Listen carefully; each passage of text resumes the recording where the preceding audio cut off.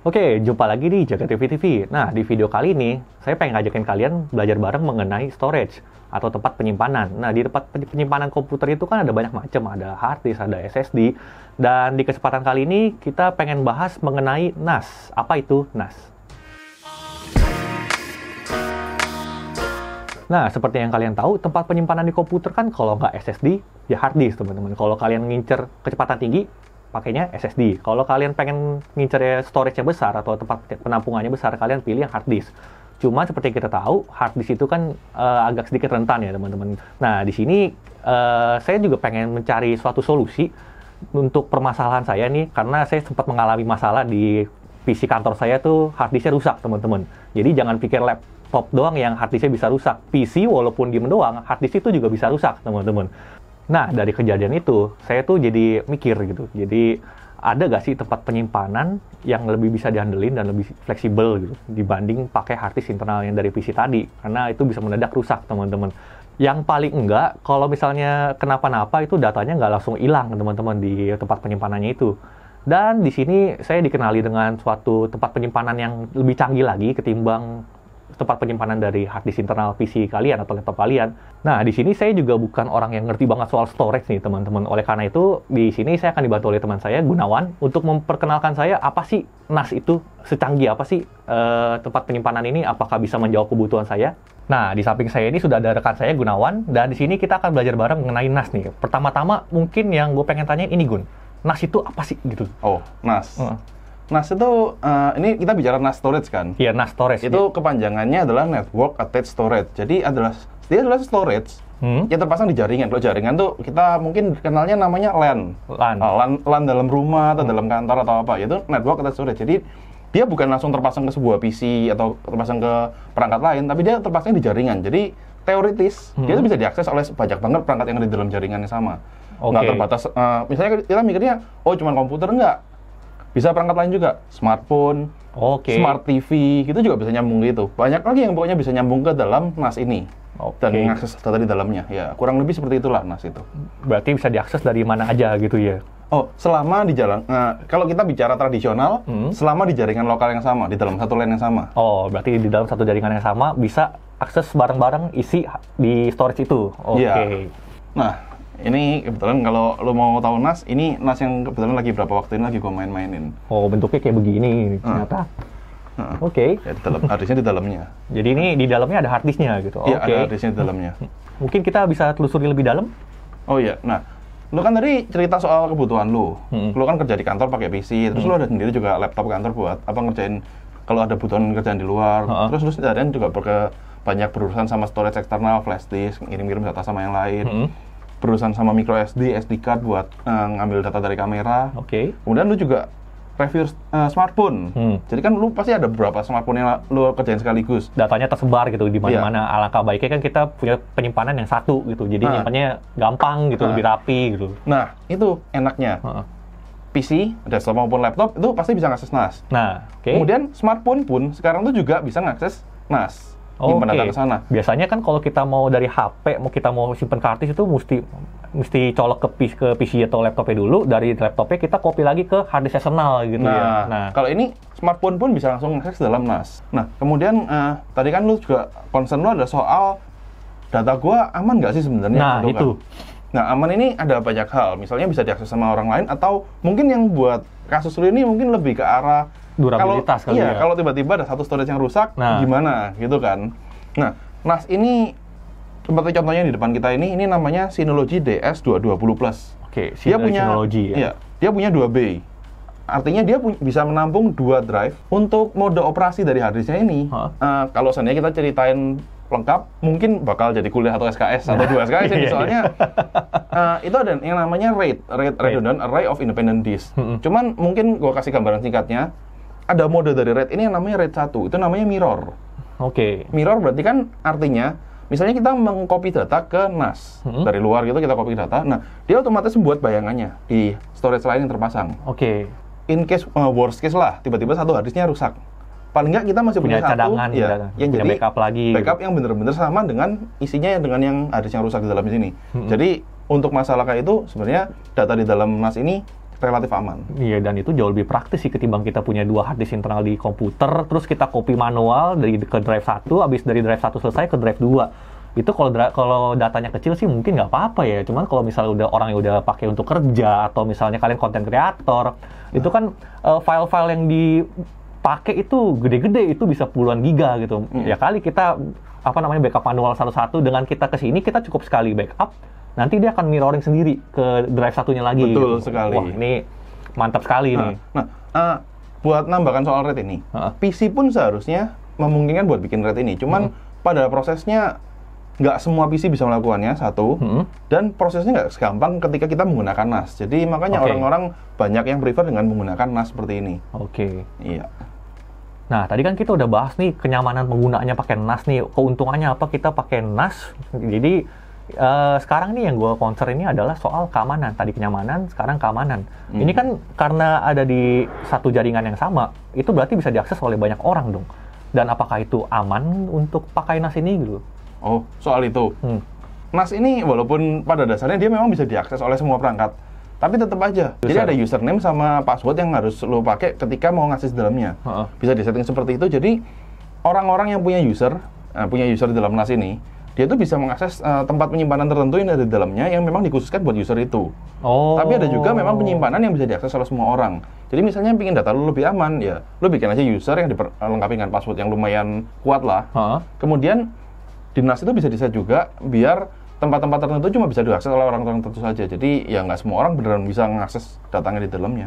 Jadi aman, sebagai administratornya tuh bisa ngatur ya folder apa aja yang bisa diakses oleh user tertentu gitu. Iya, betul. Jadi walaupun kita misalnya ini singkatnya ini storage rame-rame ya, jadi nggak cuma buat satu user doang, jadi bisa multi user dan jadi dari segi keamanan untuk administrator itu bisa ngatur jadi ada akses kontrolnya tuh tetap ada.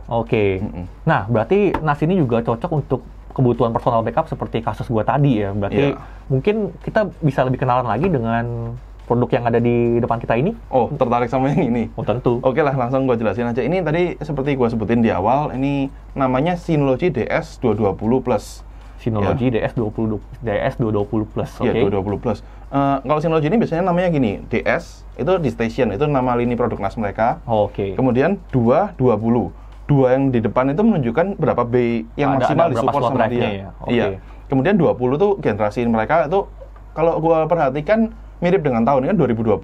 Jadi 20 itu sebenarnya generasinya. Berarti ini produk baru banget ya ini ya? Ini baru banget.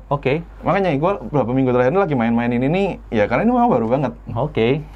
Kemudian ini namanya ada plusnya, 220 Plus. Plus ini biasanya dari lini produknya Synology buat yang mirip, yang setara itu, dia itu yang memiliki performa paling tinggi, jadi versi high performance-nya.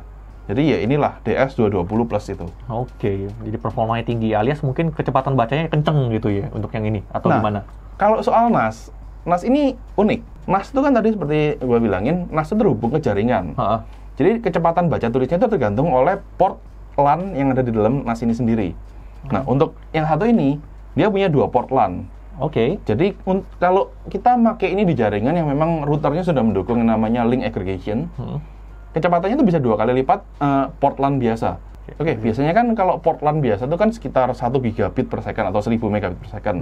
Itu kalau di convert ke megabyte berarti dibagi 8 dan ditambahin dengan overhead macam-macam. Kecepatan baca tulis yang bisa kita dapatkan itu sekitar 110 sampai 120 megabyte per second. Itu kan biasanya kita lihat, kalau hard disk saja kan berarti kecepatannya udah di atas itu. Apalagi kalau misalnya kita pakai SSD di dalamnya, itu berarti kecepatannya bakal lebih tinggi lagi. Nah, ya itu memang keterbatasan dari NAS itu ada di sana. Jadi kecepatannya memang nggak bakal sekencang hard disk atau SSD yang dalamnya. Tapi khusus yang satu ini, dia punya 2 port LAN kan tadi gue bilangin. Jadi kecepatannya bisa paling nggak mendekati 2 kali lipat dari sekitar 110 sampai 120 megabyte per second itu. Jadi ya menurut gue cukup lah kalau buat kebutuhan backup. Itu aja udah lebih kencang daripada hard disk internal biasa kita pakai itu ya. Iya.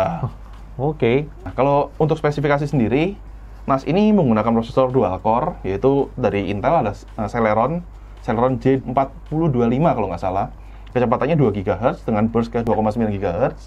Kemudian RAM-nya 2 GB DDR4 dan dia bisa nampung 2B. Ini masing-masing bisa menampung hard disk 3,5 inci, hard disk 2,5 inci atau SSD 2,5 inci. Jadi bisa pakai SSD juga di dalamnya gitu ya? Iya, bisa hard disk juga. Tapi mungkin gue sebagai awam nih, Mungkin ini juga salah satu yang membedakan NAS ini ketimbang storage eksternal pada umumnya. Misalnya kita anggaplah hard disk eksternal gitu. Ini kan kalau sebagai awam mungkin kaget juga. Oh, ternyata ada spesifikasi prosesornya segala macam, ada komponen-komponen lain di dalam situ. Mungkin itu yang ngebedain itu NAS dengan hard disk eksternal biasa gitu. Iya. Kalau hard disk eksternal biasa kan kita mesti colok ke listrik, habis itu dari hard disknya kita colok ke komputer, baru dia bisa aktif gitu. Dan ternyata di NAS ini ada komponen lainnya juga ya gitu. Kalau yang tadi kan itu cuma penyimpanan doang gitu. Dan ternyata ini ada komponen lainnya, ada spesifikasi dasarnya juga. Iya, makanya itu kan tadi dia bisa melakukan beberapa fungsi lainnya kan. Misalnya tadi RAID itu sebenarnya dia juga ada kontrolnya sendiri kan. Jadi nggak bener-bener begitu lu copy, PC lu yang nulis langsung itu makanya dia kenapa ada spesifikasi, dia ada prosesor sendiri, ada RAM-nya sendiri, seperti itu juga. Oke, menarik. Sementara kalau lo mau lihat ini kurang lebih seperti inilah kalau mau lihat. Oke, jadi ada slot drive di sini ya, juga. Drive B-nya bisa buat yang tipe seperti ini bisa langsung diakses dari luar tanpa harus bongkar-bongkar bodinya. Jadi kurang lebih kayak gini.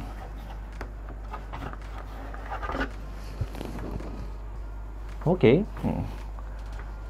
Ya seperti hard disk internal PC pada umumnya ya untuk bentuknya ya. Hard disknya sama aja. Hard disknya sama aja secara fisik gitu. Oke, ini kan karena ini storage bareng-bareng bisa diakses oleh device lebih dari satu device gitu. Ini kan berarti maksimalnya berapa sih untuk usernya bisa connect ke sini gitu? Masa kalau misalnya ini skenario-nya misalnya dipakai di satu kantor gitu kan, berarti usernya bisa banyak gitu. Kalau buat pribadi mungkin cuma keluarga, mungkin tuh dikit. Ada maksimalnya nggak ini berapa user bisa connect ke sini gitu? Kalau jumlah user yang bisa ditampung dia, tapi bukan berarti satu kali connect barengan ya. Kalau jumlah user yang bisa dibuat itu 2048. Oh, 2048 user. Iya, kemudian jumlah shared folder yang bisa dibuat itu 256. 256 shared folder. Iya, kalau koneksi bersamaan, seharusnya dia bisa banyak banget. Ini kan high performance-nya. Walaupun ya selama nggak semuanya ngopi data gede-gede barengan. Nah itu yang bekerja keras itu ininya ya, prosesornya segala macam ya. Yang Oke, ngerti. Oke, dari tadi kan kita udah lihat kecanggihannya NAS nih teman-teman. Ini keren banget, bisa shared folder, bisa terhubung di jaringan yang sama, banyak sekali fiturnya. Tapi apakah kita butuh pemahaman khusus untuk bisa nyetel ini? Ceritanya kan gue ini awam mengenai jaringan nih, si Gun kan udah ngerti nih. Apakah kita butuh skill khusus untuk bisa nyetel ini di tempat yang kita pengen pakai gitu? Nggak juga sebenarnya. Nggak juga. Buat zaman sekarang tuh NAS nyetapnya udah gampang banget. Udah gampang banget? Iya. Rata-rata misalnya kita cerita buat yang NAS yang satu ini spesifik ya, Synology DS220+. Dia tuh Synology punya tool namanya Synology Assistant. Synology Assistant. Ini bisa diakses dari PC atau kalau bukannya mau dari smartphone, dia juga punya yang namanya DS Finder. Jadi dengan dua tool ini, PC itu bisa langsung otomatis mendeteksi NAS yang ada di jaringan. Jadi misalnya kita udah masang NAS-nya ya, kita kalau masang hard disk dalam NAS-nya harusnya gampang lah ya. Lu sendiri harusnya ngerti kan kalau kayak gitu. Tinggal pasang hard disk 2 biji, kemudian tutup lagi bagian depannya tadi, lalu colok listrik, colok kabel jaringan ke, misalnya di rumah paling gampang, kalau kita pakai ISP biasanya ada routernya kan. Colok kabelannya dari sini ke router, kemudian ya tinggal dari komputer apapun atau handphone apapun yang dari jaringan, jalankan dua aplikasi tadi, dia otomatis akan deteksi NAS-nya di mana. Kemudian kalau dia deteksi NAS-nya itu masih kosong atau belum ada datanya sama sekali, masih baru banget, dia itu juga langsung bisa download sistem operasinya buat NAS ini. Kalau di Synology nama sistem operasinya DSM, di Station Manager. Di Station Manager. Iya, jadi itu bisa langsung di-download. Jadi begitu selesai download, kita setupnya gampang banget. Paling next, masukin apa namanya, username, password, macam-macam, udah siap dipakai. Oke. Jadi mungkin yang agak sedikit tricky itu adalah menyiapkan sampai dia bisa punya shared folder. Jadi shared folder ini sampai bisa diisi itu bagaimana? Nah, di beberapa NAS Synology untuk tipe yang mungkin yang benar-benar home user, gue pernah nemuin beberapa tipe itu, jadi begitu di setup DSM-nya selesai, dia otomatis bikin yang namanya Synology Hybrid RAID di dalam sini. Synology Hybrid RAID. Jadi tanpa ngelakuin apapun, kita langsung bisa pakai shared folder yang ada dalam NAS ini. Jadi siap langsung dipakai buat backup. Tapi untuk beberapa tipe yang memang nggak ada fitur otomatisnya seperti ini, cara bikinnya itu sebenarnya gampang. Cara setup shared folder itu. Pertanyaan-pertanyaan yang muncul tuh kayak semacam panduan. Jadi beberapa pertanyaan pilihan ganda gitu, sebenarnya nanti tujuannya seperti apa. Jadi begitu kita pilih, misalnya ketika kita mau menentukan storage-nya itu yang dipakai yang mana aja. Kemudian bikin volume tempat penyimpanannya. Itu misal volume dari pas setup di awal itu kita udah dikasih opsi-opsi pilihan itu ya. Betul. Jadi tinggal jawab pertanyaan dari di installernya. Jadi si installer sendiri bisa nyesuaiin sesuai kebutuhan lu tuh sepertinya cocok diakomodasi sama yang kayak gini. Nah, berhubung tadi kan lu takutnya kalau data hilang, berarti dia bakal rekomendasinya umumnya antara RAID 1 atau Synology Hybrid RAID ini. Dimana kalau nulis data ke salah satu storage, dia otomatis di mirror juga ke storage lain yang terpasang. Nah, seperti itu paling nggak setupnya. Jadi begitu shared folder udah terbentuk, shared folder ini tinggal kita map aja ke network drive di PC. Ini caranya juga gampang. Misalnya dari Synology Assistant itu, cukup klik kanan, itu ada menunya, jadi kita nggak perlu nyeting-nyeting manual lagi. Klik kanan, ada menunya, tinggal masukin, ntar langsung dia di map jadi sebuah network drive yang bisa kita akses, ya kurang lebih seperti drive biasa di dalam sebuah PC. Sementara kalau dari smartphone, ada yang namanya DS File, itu aplikasinya. Dengan memanfaatkan itu, dia bisa connect ke NAS ini, jadi ya tinggal copy paste biasa dari smartphone. Pakai aplikasi ya, gitu. Baik dari Android, iOS, atau kita dari komputer tuh ada softwarenya, dari software Synology-nya. Kalau smartphone ya, tapi kalau dari PC cukup pakai share folder aja, pakai Windows Explorer bisa. Yang susah tuh di smartphone ya, jadi gampang juga kok, tenang aja. Gampang ya. Tinggal install aplikasi Synology-nya, nanti kita bisa lihat folder apa yang udah di share folder di situ gitu. Iya, betul. Dan share foldernya seperti tadi itu. Lu pakai user yang mana, itu share folder yang bisa diakses ya cuma yang memang bisa lu akses saja. Easy lah, kayak seperti itu. Dan itu semua yang ngatur, yang pertama kali administratornya ya, itu yang punya akses ke itu semua ya. Betul banget administratornya. Nah, dari tadi kan kita udah lihat fitur-fiturnya seperti apa, dan cara setupnya seperti apa, dan ternyata nggak terlalu susah, teman-teman. Dan sekarang tuh gue penasaran, maksudnya dengan skenario misalnya seperti yang gue tadi gitu, ini metode penggunaannya, skenario penggunaannya tuh bisa seperti apa aja sih ini gitu? Kita coba bahas dari cara klasik dulu. Cara klasik ini ya seperti tadi itu kan yang udah gue ceritain, kalau dia untuk PC, dia bisa di map sebagai network drive. Kemudian kalau di smartphone bisa diakses dengan DS file. Ya, itu sebenarnya cara penggunanya simple banget. Copy paste. Jadi apapun yang merasa perlu di backup dari PC, langsung aja copy ke dalam share folder yang bisa lu akses. Ya kayak gitu berarti lu udah punya backup di dalam NAS ini. Di smartphone juga gitu. Misalnya foto-foto di smartphone atau data-data apa. Lu hasil benchmark misalnya, mau lu transfer ya tinggal transfer aja, tinggal di copy paste gitu. Dan menariknya, kita misalnya backupnya dari komputer, udah ketaruh di sini. Selama udah ketaruh di sini, misalnya kita pakai dari HP juga bisa lihat gitu ya, selama kita punya akses ke sini. Selama usernya punya akses ke folder tersebut. Ini keren. Easy. Kemudian kalau misalnya card reader, flash disk, hard disk eksternal, ya backupnya gampang. Dari ceritanya itu kan, colok, tekan, selesai. Beres. Tinggal tungguin lah. Tapi itu backup klasik. Ngerasa nggak kalau wah, gua butuh sesuatu yang lebih advance lagi, yang lebih keren lagi. Kalau memang merasa seperti itu, ada juga yang namanya Synology Drive. Aplikasi namanya Synology Drive. Ini fungsinya mirip-mirip dengan online cloud storage. Kalau online cloud storage paling gampang Google Drive.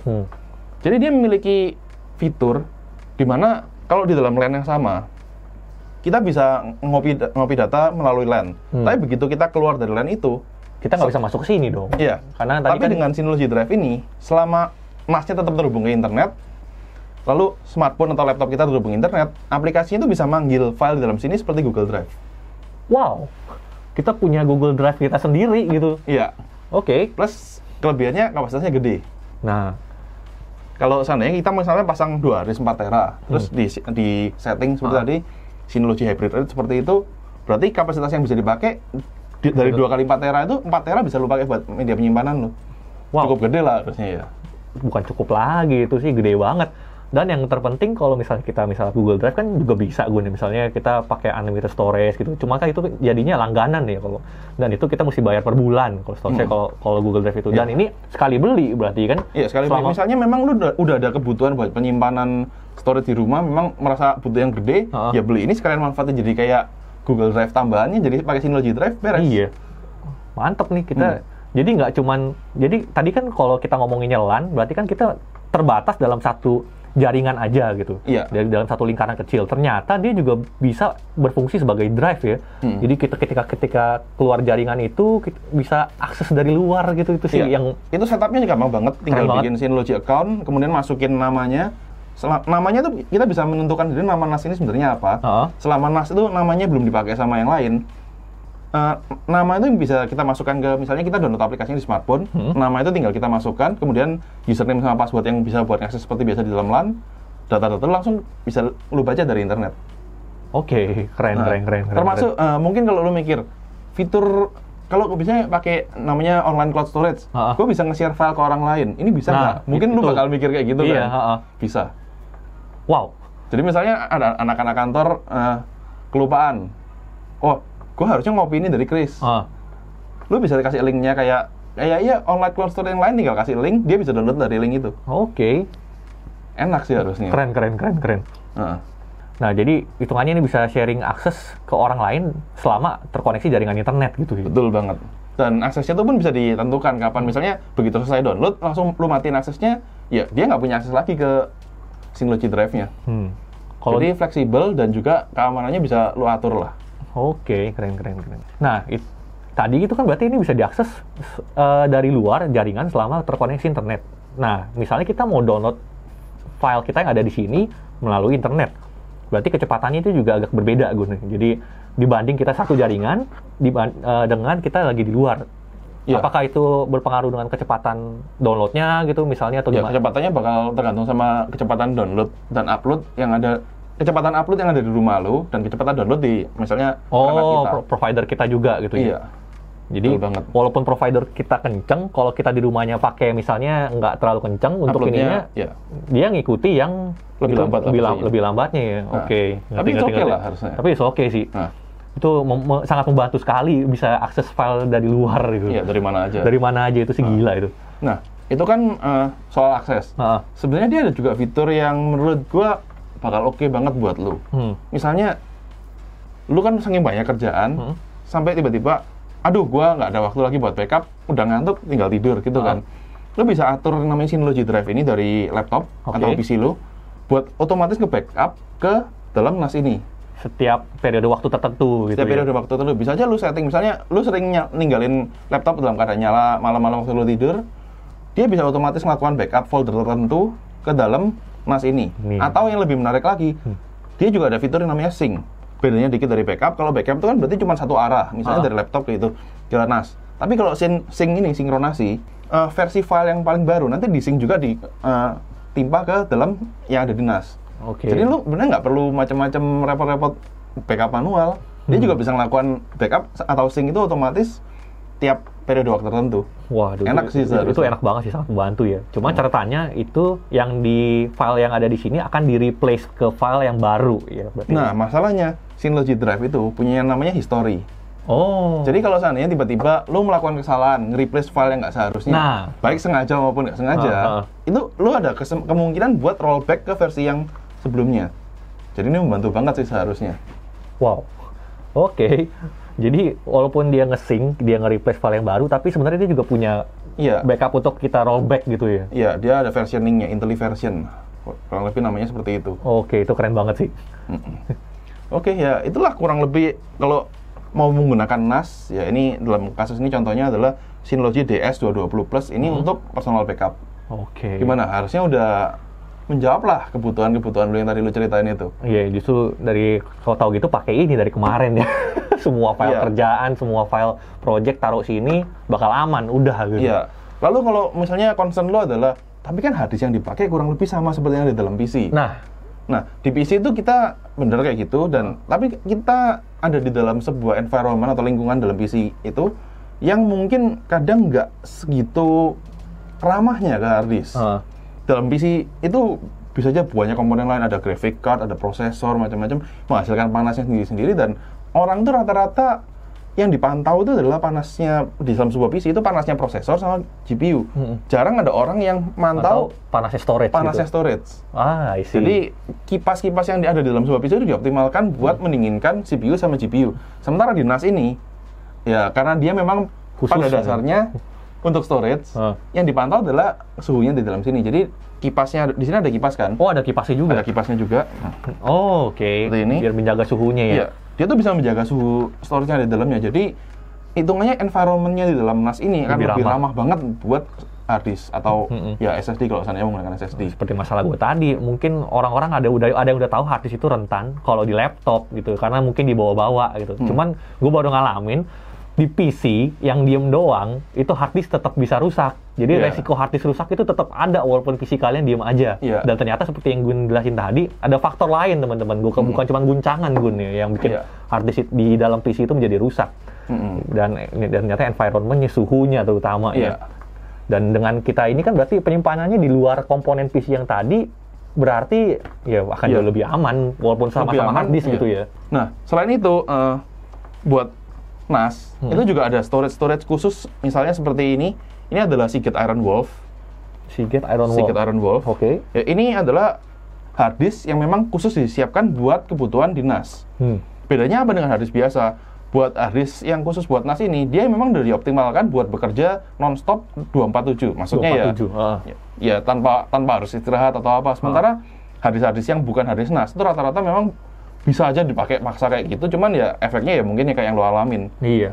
Jadi dia punya daya tahan lebih tinggi juga ya kalau misalnya hard disk untuk khusus untuk NAS seperti ini punya daya tahan lebih tinggi. Kemudian untuk yang Iron Wolf ini, dia juga punya namanya RV sensor. Jadi misalnya tiba-tiba nggak sengaja meja tempat naruh NAS atau apa guncang dikit, dia tuh juga bisa mendeteksi itu secara cepat. Dia bisa mengambil mekanisme pencegahan, misalnya head pembacanya cepat-cepat di parking biar nggak ngerusak piringan yang di dalamnya. Oke. Kemudian dia juga punya yang namanya Iron Wolf Health Management. Nah itu kalau khusus buat IHM ini, itu adalah fitur spesial dari Seagate sama Synology. Jadi NAS-nya ini benar-benar bisa tahu apa yang kondisi hard disk itu seperti apa dengan IHM itu. Jadi dia bisa mengoptimalkan macam-macamnya, di mana nanti ujung-ujungnya NAS ini jadi memastikan kondisi hard disk ini bekerja dalam kondisi terbaiknya. Nah, kalau ini buat hard disk Seagate, kalau seandainya memang lu minat buat menggunakan yang Iron Wolf, itu pastikan kalau buat Seagate-nya itu ada logo MFI-nya ini. MFI ini harusnya distributornya Seagate untuk Indonesia. Jadi dengan logo hologram ini, itu artinya hard disk yang lu beli adalah hard disk yang original dan resmi. Jadi kalau ada apa-apa, Seagate-nya juga akan mengganti kalau memang terjadi kerusakan. Ya kurang lebih seperti itulah. Jadi pastikan kalau memang lu mau nyari hard disk buat NAS, pertama hard disknya usahakan memang yang khusus buat NAS, seperti misalnya Seagate Iron Wolf ini. Kemudian kalau memang lu minatnya Seagate Iron Wolf, cari yang logonya MFI seperti ini. Cari yang resmi. Jadi kalau ada apa-apa tinggal klaim garansi aja gitu ya. Oke. Kurang lebih buat penjelasan soal NAS kayak gitu gimana? Kira-kira menurut lu gimana? Kebutuhan lu terpenuhi atau tiba-tiba gue memang benar-benar merasa butuh NAS ini? Bukan cuma sekedar terpenuhi lagi, ternyata ada kebutuhan-kebutuhan lain yang gue belum tahu sebelumnya dan ternyata bisa pakai ini gitu. Seperti Synology Drive tadi itu ya? Iya, jadi mungkin kalau kebutuhan di rumah gitu, jadi gue bisa bagi-bagi tempat penyimpanan ini ke anggota keluarga yang lain gitu. Karena misalnya kan kelebihannya tadi yang gue nggak nyangka itu adalah ini nggak cuma untuk PC, jadi bisa untuk smartphone. Seperti kita tahu, kita pakai smartphone, storage-nya kan terbatas juga. Semakin kita pakai, perlahan tapi pasti akan penuh juga. Betul. Biasanya kan kalau dari HP itu backup-nya ke komputer, dan dari komputer baru ke hard disk. Jadi ini kita bisa langsung backup dari HP langsung ke sini. Itu sih yang canggih banget sih. Iya. Jadi kalau misalnya ada yang HP-nya udah penuh, ya udah connect aja pakai Synology, terus transfer filenya ke situ, udah. Dan ternyata ya itu sangat membantu sekali. Itu suatu kebutuhan yang gue belum tahu sebelumnya. Tadi kan skenario gue adalah pakai komputer, hard disknya rusak. Nah, jadi itu bukan cuma sekedar menjawab sih gue. itu menambah wawasan lagi. Ternyata storage itu ada yang secanggih ini gitu ya. Ya mungkin teman-teman ada yang udah tahu ya. Tapi tadi kita ingetin di awal, gue pun juga awalnya belum tahu gitu. Nggak semua orang tahu gitu. Banyak orang yang mungkin belum tahu juga. Banyak orang juga mungkin belum tahu. Semoga bisa belajar juga lah bareng sama lo. Iya. Jadi gue mewakili mungkin teman-teman yang masih awam atau mungkin belum terlalu paham mengenai storage, dan ternyata dengan menggunakan ini bisa sangat membantu kehidupan mereka ya. Membantu kehidupan gue juga ini. Keren banget sih. Oke, mungkin itu dia mengenai NAS di video kali ini. Semoga dari video ini kita bisa ngasih ilmu untuk teman-teman juga ya, Gun, supaya bisa mengenal penyimpanan mereka lebih baik lagi dan bisa membantu kehidupan mereka dengan NAS ini. Jadi mungkin kalau ada ilmu-ilmu lain atau mungkin ada teknologi-teknologi yang lebih canggih, mungkin gue juga akan belajar lagi ke Lugun gitu. Ya, oke, siap-siap. Oke, mungkin sekian video kali ini. Saya Chris. Saya Gunawan. Jumpa lagi di Jaga TV TV.